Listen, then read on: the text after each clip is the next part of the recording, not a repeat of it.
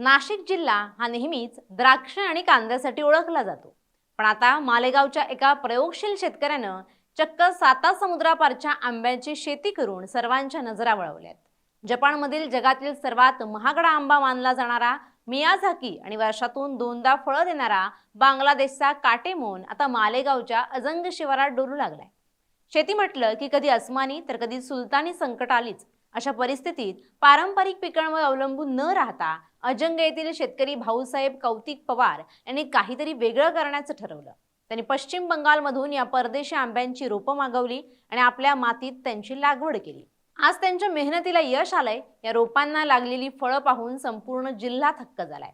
भाऊसाहेब पवार आणि त्यांचे सुपुत्र शुभम पवार यांनी जोपासलेली ही बाग पाहण्यासाठी सध्या मालेगाव तालुक्यातून नागरिक आणि शेतकऱ्यांची मोठी गर्दी होतीये। उन्हाळ्याच्या सुरुवातीलाच या बागेत लागलेली लालभडक आंबे आकर्षण ठरत आहेत। मियाझाकी हा आंबा मूळचा जपानमधील क्युशू प्रांतातील मियाझिका शहरात विकसित झाला। हा आंबा केवळ फळ नसून एक लक्झरी आयटम म्हणून ओळखला जातो। आंतरराष्ट्रीय बाजारात या आंब्याचा दर 2 ते 3 लाख रुपये प्रति किलो पर्यंत जातो। जपानमध्ये या आंब्याचा लिलाव केला जातो, जिथे एका जोडीची किंमत लाखो रुपयांमध्ये लावली जाते। हा आंबा इतर आंब्यासारखा पिवळा किंवा हिरवा नसून तो गडद लाल रंगाचा असतो। त्याचा आकार मोठा असून दिसायला तो एखाद्या मोठ्या रत्नासारखा दिसतो। जपानमध्ये याला तायडो तोमागो म्हणजे सूर्याचं अंड म्हणतात। हे नाव त्याच्या प्रखर लाल रंगामुळे आणि विशिष्ट अंड्यासारख्या आकारामुळे पडले। हा आंबा चवीला अत्यंत मधुर असतो। यामध्ये साखरेचं प्रमाण इतर आंब्यांच्या तुलनेत 15% पेक्षा जास्त असतं। तसंच यात अँटीऑक्सिडंट, बीटा कॅरोटीन आणि फॉलिक ऍसिड मुबलक प्रमाणात असतं, जे डोळ्यांच्या आरोग्यासाठी आणि त्वचेसाठी फायदेशीर मानलं जातं। काटेमोन हा आंब्याचा असा वाण आहे ज्यानं पारंपरिक सीझनल शेतीची व्याख्या बदलली आहे। याला बारामाही किंवा कॅश क्रॉप म्हणतात। आपल्याकडे हापूस, केसर किंवा पायरी हे आंबे वर्षातून फक्त एकदाच उन्हाळ्यात येतात, मात्र काटेमोन आंबा वर्षातून 2 ते 3 वेळा फळं देतो। त्यामुळे शेतकऱ्याला केवळ उन्हाळ्यावर अवलंबून न राहता वर्षाच्या इतर काळातही उत्पन्न मिळतं। अनेक आंब्यांच्या जातींना फळ धरण्यासाठी 5 ते 7 वर्ष वाट पाहावी लागते, परंतु काटेमोनची लागवड केल्यानंतर अवघ्या 2 वर्षात झाडाला आंबे लागायला सुरुवात होते। त्यामुळे गुंतवणुकीचा परतावा लवकर मिळतो।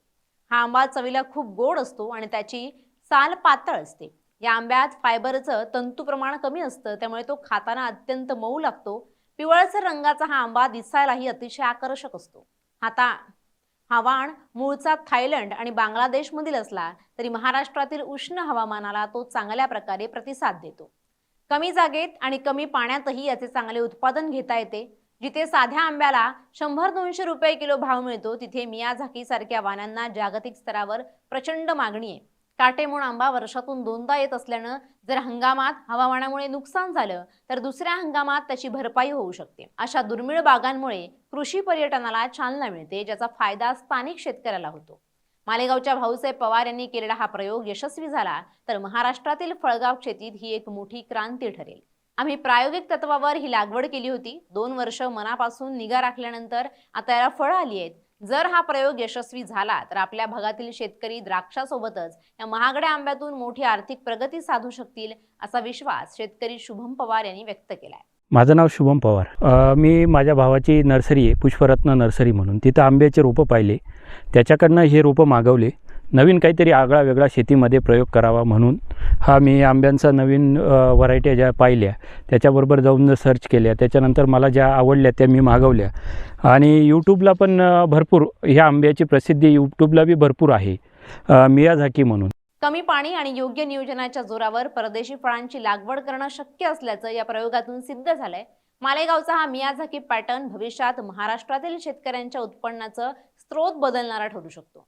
LS मराठी, अशोक बिद्री, मालेगाव, नाशिक।